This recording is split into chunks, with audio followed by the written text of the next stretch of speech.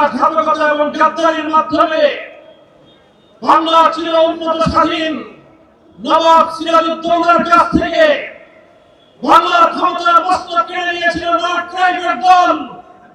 আজ এই ঐতিহাসিক দিবসে বিজয়নগরের প্রান্তে দাঁড়িয়ে আমরা বলতে চাই, যে রক্ত দিয়ে আমরা জুলাই বিপ্লব ঘটিয়েছি, যে রক্ত দিয়ে ফ্যাসিবাদকে বিতাড়িত করেছি, জীবন দিয়ে হলেও বাংলা মাটিকে ফ্যাসিবাদ মুক্ত রাখবো ইনশাআল্লাহ। একমাত্র স্মার্ট সিটি বসুন্ধরা, আধুনিকতায় এক ধাপ এগিয়ে। এটাই আজ আমাদের শপথ।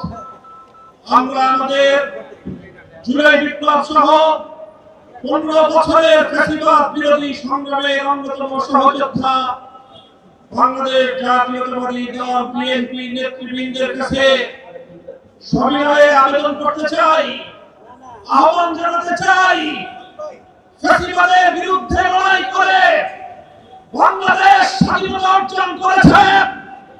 দ্বিতীয় প্রজাতন্ত্রের মাধ্যমে যে নতুন বাংলাদেশের যাত্রা শুরু হয়েছে, সেই বাংলাদেশের শহীদদের কাছে আমাদের কমিটমেন্ট হবে বিগত দিনের প্রতিটি গুম খুন হত্যাকাণ্ডের বিচার করব। আমরা বিচার করব 2009 সালের পিলখানা ট্র্যাজেডির, আমরা বিচার করব আল্লামা দেলোয়ার হোসেন সাঈদীকে মিথ্যা মামলার মাধ্যমে গণহত্যার, আমরা বিচার করব শাপলা চত্বরে সংঘটিত গণহত্যার, আমরা বিচার করব বিরোধী দলীয় দেশপ্রেমিক নেতৃবৃন্দকে মিথ্যা মামলার মাধ্যমে জুডিশিয়াল কিলিং এর নামে প্রতিটি হত্যাকাণ্ডের, আমরা বিচার করব 2021 সালের মোদী বিরোধী আন্দোলনে শাহাদাতপ্রাপ্ত বীর শহীদদের, আমরা বিচার করব 2024 সালের প্রতিটি হত্যাকাণ্ডের ইনশাআল্লাহ। যদি বিএনপি এই বিচার হত্যাকাণ্ডগুলোর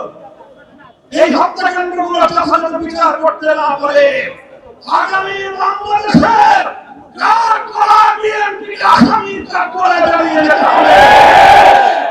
24 বিপ্লব পরবর্তী বাংলাদেশে বাংলার তরুণদের হৃদয়ের স্পন্দন, বাংলাদেশের কিংবদন্তি তরুণ নেতা শরীফ ওসমান হাদিকে হত্যা করে হত্যাকারীরা ভারতে গিয়ে জামাই আদরে প্রতিপালিত হচ্ছে।